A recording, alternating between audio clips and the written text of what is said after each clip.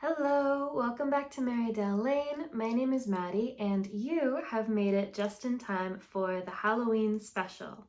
So, since it's almost Halloween, I wanted to talk about everything Halloween. So, I have kind of a really big assortment of items in front of me. I want to talk about some of the things I've been reading, some of the things I've been watching, some of the things I've been wearing, some Halloween costume things.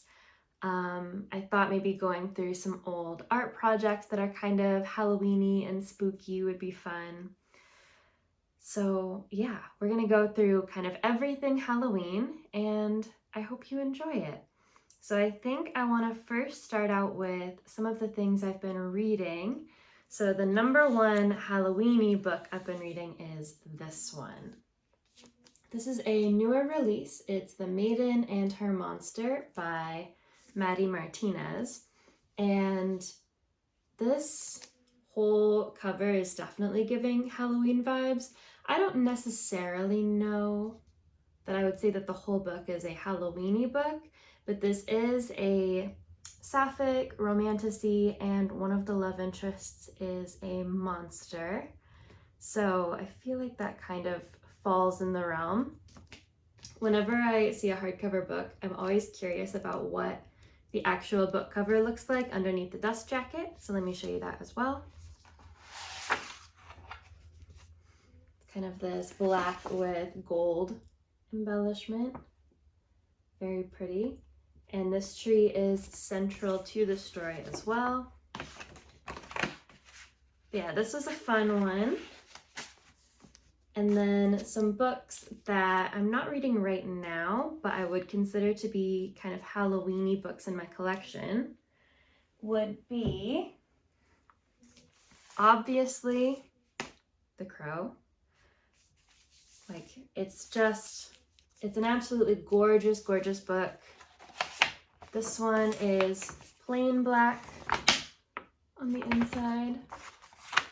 So I do keep the dust jacket on. Later on, I'm going to be flipping the camera face down to look through a couple picture books I have. So I will go through more of the illustrations of this one then. I wanted to talk about some of the things I've been wearing. I love fall for fashion. I love the season in general, but I especially love all of the different textures that kind of come out in the fall. Once it gets a little colder, you can start wearing some different fabrics that aren't as viable of options in the summer. My favorite, of course, is corduroy.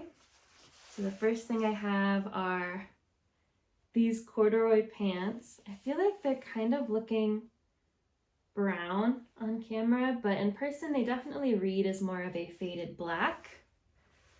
Very long, kind of straight-legged pant. The original brand on them is Jones New York Sport, but I got them secondhand off of eBay. They're amazing. They're so, so comfortable. But I've been loving wearing these. This next item is one I've had for a while, but it's this beautiful kind of orangish reddish, kind of satiny material little skirt. It has like the prettiest cut, and this one is secondhand. I think I got it off ThredUp, and it was originally from Hollister, which is not a brand I like ever shopped at when I was younger. But I just love this one. I've been wearing it a lot. I really love velvet too. I have quite a few velvet things. It's kind of a weak spot of mine. But I have this velvet dress. Has kind of this sweetheart neckline and these princessy seams that run down the whole dress. It's kind of a A-line fit and flare. And I thrifted this one from a Goodwill probably back in the spring, but I'm really excited because this Wednesday, so the 29th, I'm going to be going to a Dracula ballet, which I didn't even know they did a ballet version of Dracula, but I'm very excited, and I know I'm going to be wearing this with a long leather trench coat I have, so I'm really excited. And then one last corduroy item I have is this one. I'll back up so you can see the whole thing because I tend to thrift almost all my clothes, but one brand I will buy new clothes from is Princess Highway. They're an Australian brand and I just love them so much. But this one is a long corduroy dress. It has ties to kind of cinch it in. And it's a midi dress, so it goes all the way down to mid-calf. And it is just the most beautiful pattern. Now, obviously, Australia's seasons run opposite to ours here. So I actually got this dress back in the spring with the intention of wearing it this fall. And it has been just one of my favorite garments. So those are a few things that I'm wearing. Oh, as well, this sweater. Of course, we can't forget the Gigi sweater with Gigi from Kiki's Delivery Service. I also have him in a little tiny plushy version. But yes, my sweater collection is definitely starting to come out of the closet as it gets colder. For Halloween costumes, I think I mentioned a little bit in my last video that I'm going as a witch, and I've been working on my witch costume. So of course, you can't be a witch without a witch hat. So I have a chocolate brown, ginormous witch hat. It's all wool, and I got it at a local Halloween costume shop. So if you are anywhere near the Seattle area, in the suburb of Redmond, there's an amazing woman and she runs a shop called A Masquerade Costume, I believe. I'll link it in the description because I would encourage everyone to check it out. Even if you can't afford to buy kind of higher end costume stuff, it's an amazing spot just to look around. And she has all of these pieces. A lot of them are like true vintage pieces. She has them sorted and arranged. It's a really cool shop. If you're in the area, definitely recommend checking it out.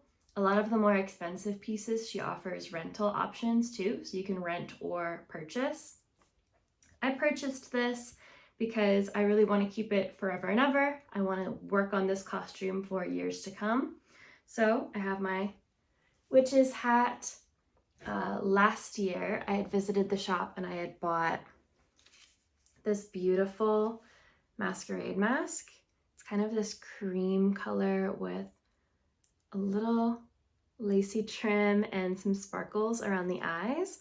And then I had added some secondhand pink velvet ribbon. I never know that masquerade masks suit me all that much, which is why I mostly just keep this as like a display piece, but I love it. She has a huge collection of these like Venetian masks. They're amazing. And then I have been working on a skirt to wear with my witch's costume. I actually sewed this myself. So I went to the fabric store and bought this kind of brown, it's kind of a batik fabric, batik, the like ink, like printed fabric. So it's kind of leafy. I've been told it looks like camo, but I think it's cuter than like a traditional camo. But I was going for kind of a forest witch vibe for my costume, but I really wanted kind of a floofy, voluminous skirt. So I did a double elastic waistband and then did a rectangle for the top and then added a ruffle onto the bottom.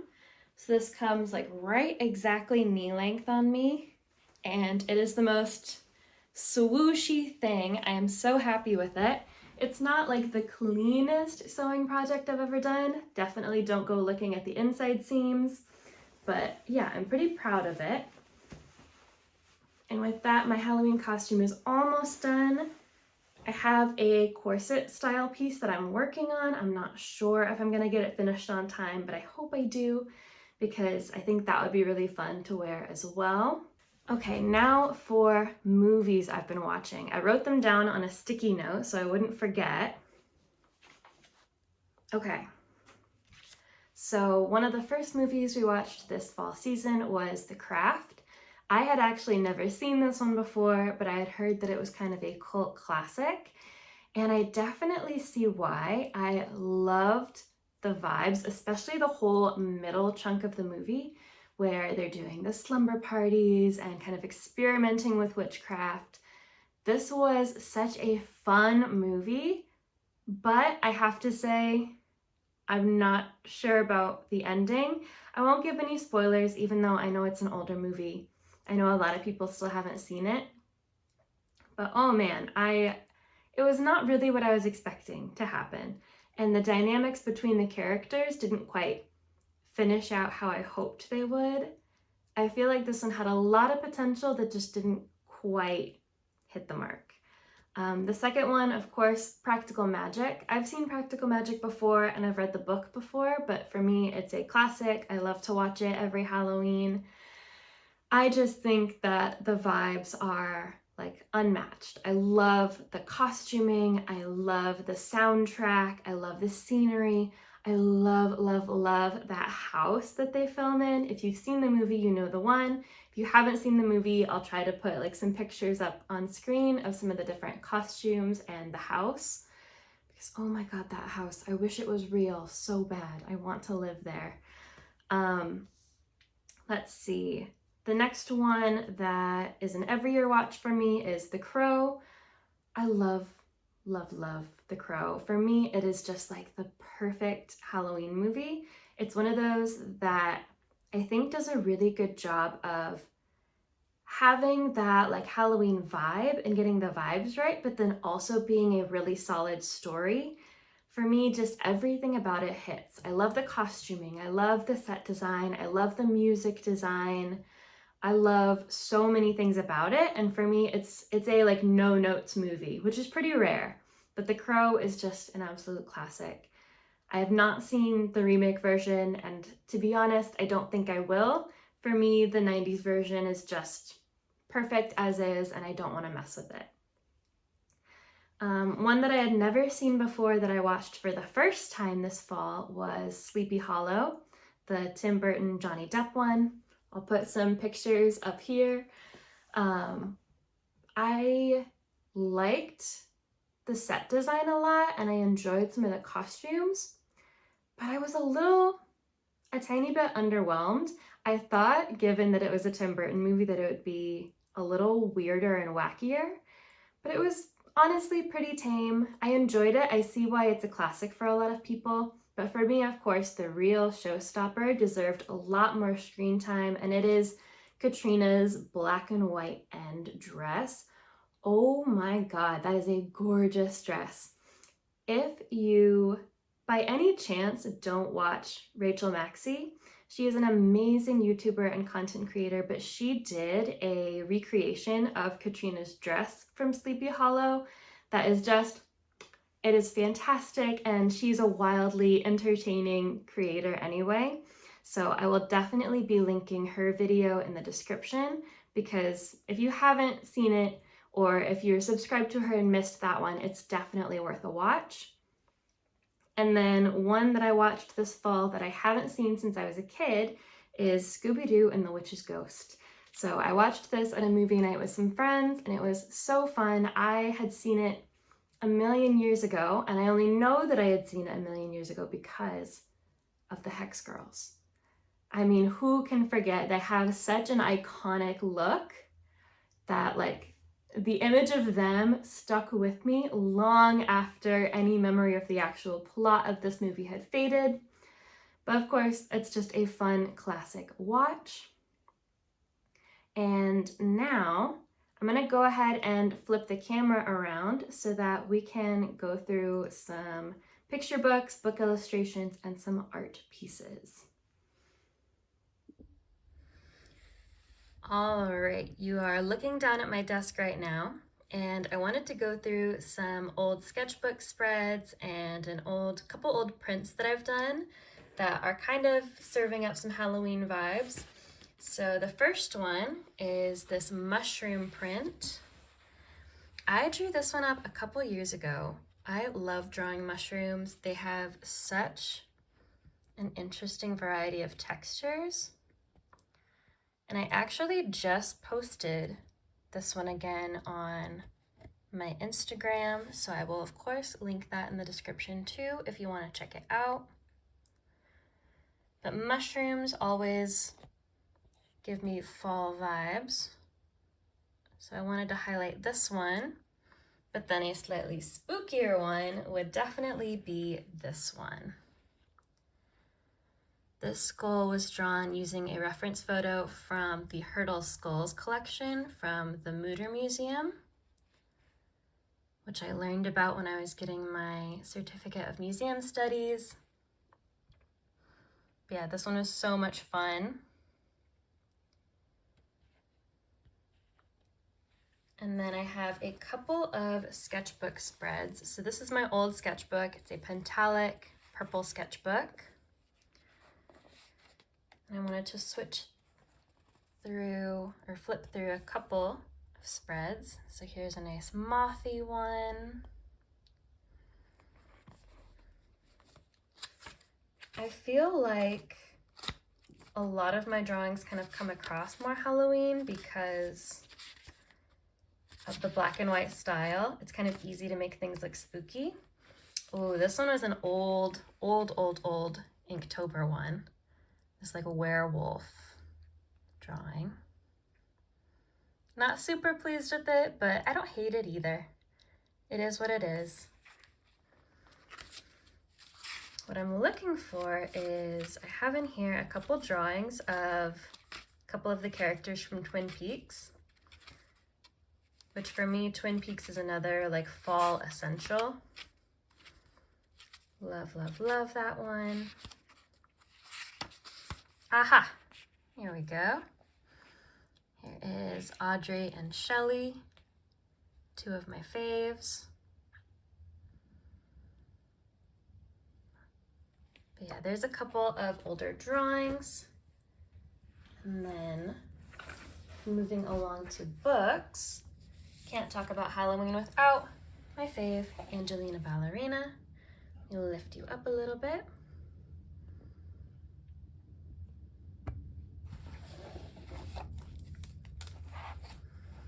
I just love the illustrations in these books. And I think everyone's costumes are so fun.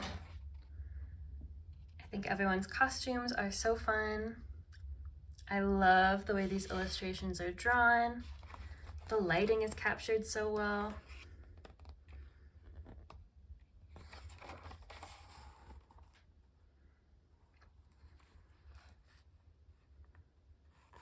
Yeah, all of the Angelina Ballerina books are illustrated by Helen Craig. She does an amazing job. I wanted to shout out this book. This one's not a picture book or an adult book. It's kind of an early reader or like a beginner's chapter book, but it's called The Book Without Words. And this cover is like, you can't get much more Halloweenish than this. It's a fable of medieval magic. But it's a very fun one. There's a talking crow. It's just brilliant. Love it, love it. And then, of course, taking a peek at some of the crow illustrations. So this is a kind of graphic novel. And if you're not familiar with The Crow, I do want to just shout out a trigger warning. This is a very violent story. It's full of rage. There's sexual violence. It's very intense. There's drug use. It has a lot going on.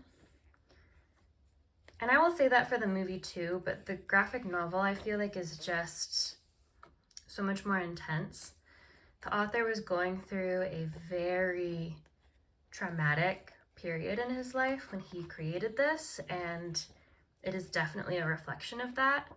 It is a very dark story. But that being said, there's something very cathartic to me about reading it.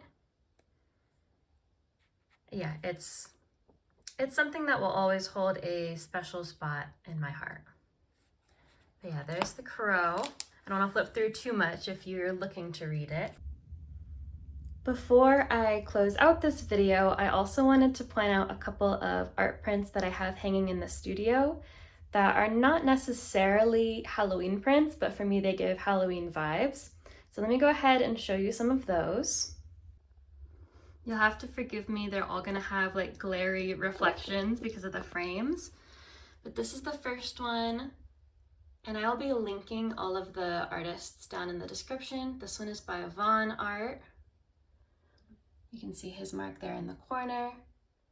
All of his pieces are amazingly detailed, but I just really loved this one. This one also is a kind of Seattle specific print. There is a coffee shop by Pike Place called Ghost Alley, located in Post Alley. So it's called Ghost Alley Espresso, but of course this is a drawing of the cafe, now labeled Ghost Cats Espresso. And this artist, I cannot remember their name off the top of my head. Again, I'll put it in the description, but they draw kind of iconic Seattle locations with these ghostly cats. They're just so fun. And then the other one I really wanted to point out was this one. I have loved this print for years since I first saw it on Instagram. This is by Nusei. It's a watercolor print. It's just so gorgeous. Of course, I'll be linking her. She's still super active on Instagram. And then the last one I wanted to point out is this one. This one is done by Phoebe Wall, and it's not a Halloween print at all. It's in black and white because it's meant for infants and babies who kind of really need those high contrast images as their sense of vision is still developing. So even though I don't have any babies in my life, I really just liked the design of it and thought it would be perfect for the art studio. All right, well, I think that's everything I have for you. So thank you so much for joining me for this Halloween special. Halloween is one of my favorite holidays of the year. I just think that where it falls in the year, right at that peak autumnal time, there's such a shift in mood from fashion to film to everything. So I just wanted to share a few of my favorites before Halloween actually gets here. And yeah, thank you so much for joining me. As always, feel free to chime in the comments if you want to talk about what you've been reading, watching, wearing, etc. I would love to hear about it. But yeah, I will see you guys in the next one. Bye!